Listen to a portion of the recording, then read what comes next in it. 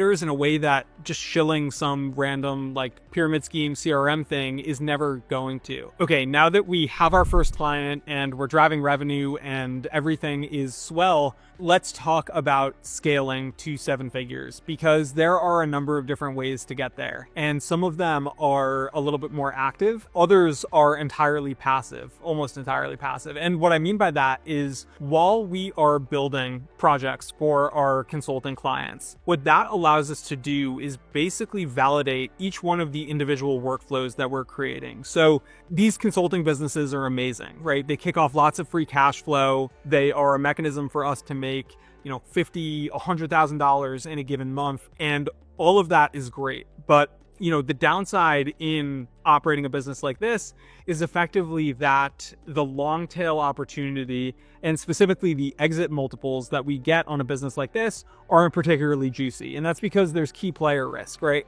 When we are operating a consulting business and our clients become attached to the work that we specifically do, it means that if we want to turn around and sell that business, maybe we'll get 1 or 2 times trailing revenue.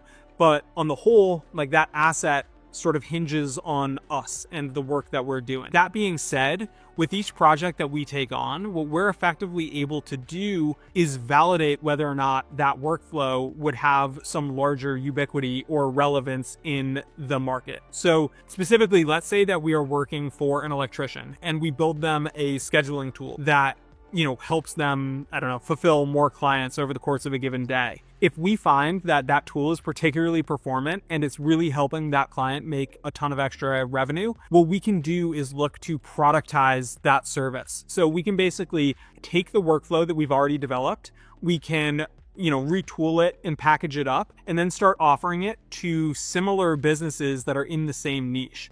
And provided that those businesses see a commensurate amount of value from the productized service that we've rolled out, we can look to then turn that product into a full-on micro SaaS. And going this route still doesn't mean that we need to be technical. I mean, it might be the case that we choose to bring in a developer and we pay them with dollars that are coming in from our consulting work, or we might just choose to go the Cursor or Windsurf or one of these other IDEs that has AI built into it, where we can effectively stand up like entire platforms that have user authentication and roles and payments and all sorts of different stuff. So as we traverse along this line, what's happening is the active work that we have to do in order to make additional revenue is lessening. But beyond that, when we reach a productized service or a micro SaaS, it means that operationally, it's just easier for us to scale and take on more clients.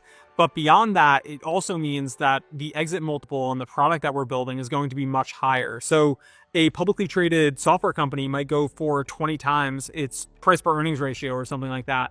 Whereas a consulting business, again, just doesn't have nearly the same sort of exit opportunity. And that doesn't mean that we can't scale our consulting business and we can't have it kick off 8 figures of revenue, and we can't also operationalize it in a way where the work is being delegated to employees or third-party developers and it's becoming passive. It simply means that, in doing this work, we're still leaving all of our options open down the line in order to kind of position for this really juicy exit. Okay, I think that's a nice spot to leave off. I could talk about literally each one of these pillars for hours, and in certain places on the internet, I actually do. So I have created a program for people who want to work directly with me. The link is in my bio. Feel free to reach out if you're interested in getting started doing this. I can say firsthand that it has completely changed my life, and I have so much fun seeing that transformation occur in everyone that I work with. So again, feel free to reach out. And otherwise, I'll see you in the next one.